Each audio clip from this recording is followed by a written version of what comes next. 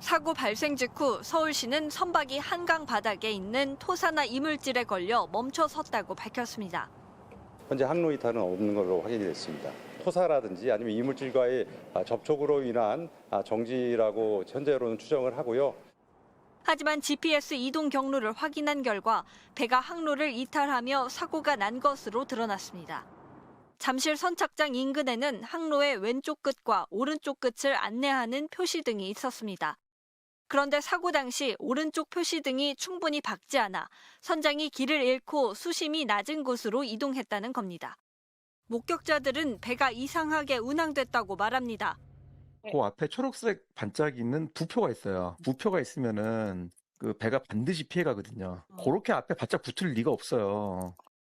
지난달 망원 선착장에서도 선장이 부표를 그대로 들이받는 사고가 있었고 지난달 20일 뚝섬 선착장 근처에서는 유턴하던 한강버스가 선착장 모서리에 부딪히는 등 사고가 잇따랐습니다. 전문가들은 선장과 관리 주체인 서울시 모두 항로나 운항 방법에 대해 제대로 파악하지 못한 것 아니냐고 지적합니다. 배에 또 보면 항해 장비들이 있을 거거든요. 뭐 그런 걸 가지고 이제 자기 위치가 어딘지는 확인을 해놔야죠. 그게 그 항로를 표시하는 등이 하나가 꺼졌다고 해서 항해를 못하면 안 되는 거잖아요.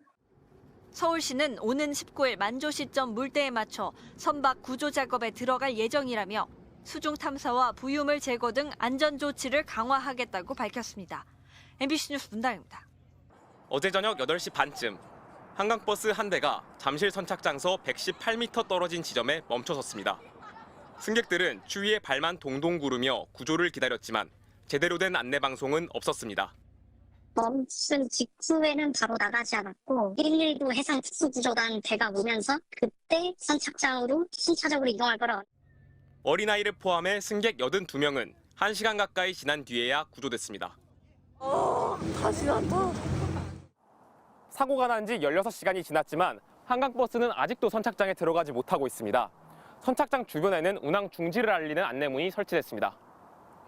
서울시는 압구정부터 잠실까지 한강버스 선착장 4곳의 운영을 중단하고 점검이 끝날 때까지 마곡에서 여의도 사이 구간만 운항하겠다고 밝혔습니다.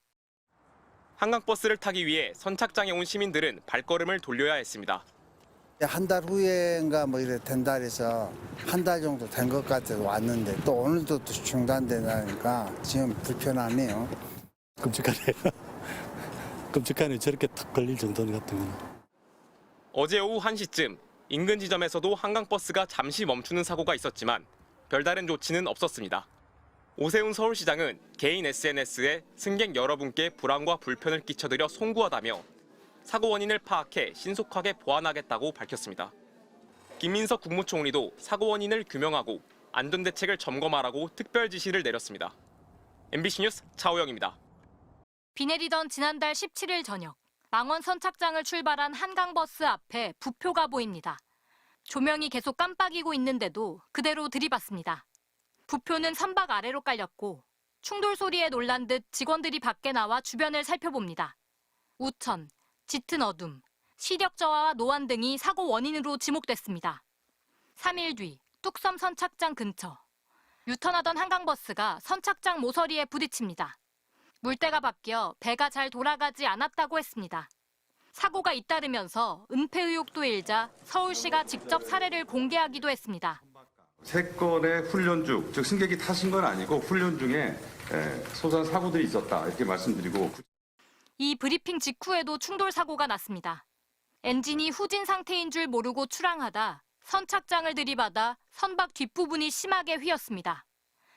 MBC가 입수한 한강버스 사고 보고서입니다.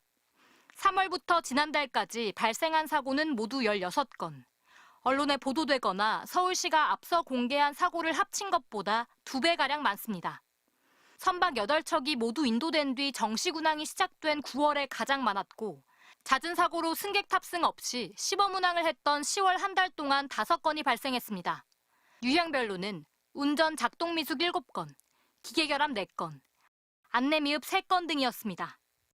비가 온다든지 상황에 따라 가지고 좀 거리를 잘 모르고 이렇게 한다는 것도 조금 이상하긴 하네요. 어느 정도 거리에 가서 스피드 얼마만큼 하고 대강은 좀 정해져야 되거든요. 최근 운항이 재개된 뒤에도 사고가 났습니다. 여의도 선착장에서 한강버스의 충돌로 내부 커피 매장이 한때 정전됐습니다. 서울시가 성급하게 운항을 재개하려다가 안전 문제에 소홀하지 않았는지 되돌아봐야 되고요. 서울시는 운항을 중단할 정도의 중대한 안전사고는 아니었다면서도 훈련 등을 통해 유사한 사고가 발생하지 않도록 노력하겠다고 밝혔습니다. MBC 뉴스 고재민입니다.